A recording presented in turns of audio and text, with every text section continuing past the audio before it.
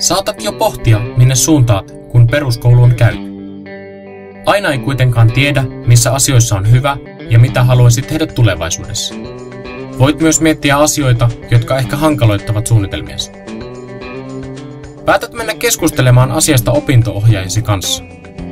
Hän on kuullut Tervareitti-toimintakyvyn arviointityökalusta, jonka voitte tehdä netissä. Se tuo näkyväksi asiat, joilla on vaikutusta opiskelupaikan valintaan. Opinto-ohjaaja luo toimintakykyarvion tietokoneella. Voitte yhdessä miettiä, ketkä aikuiset tuntevat sinun toimintakykysi parhaiten. Opinto-ohjaaja kutsuu heidät mukaan arvioimaan toimintakykyäsi. Saat itse arvioida, miten asiat sujuvat koulussa ja muualla, sekä kertoa, mitkä asiat auttavat sinua. Opettajasi arvioi, miten asiat sujuvat koulussa. Tietysti myös kotona osataan arvioida toimintakykyäsi.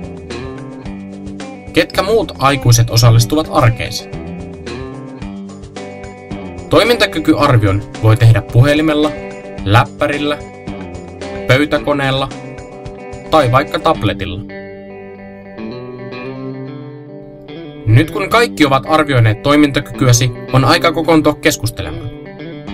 Toimintakykyarvio on hyvä pohja keskustelulle, sillä se on koonnut kaikkien näkemykset yhteen. Nyt kun omat vahvuutesi ja tuen tarpeesi ovat selvillä, teidän on yhdessä helpompi suunnitella juuri sinulle sopivia opintovaihtoehtoja.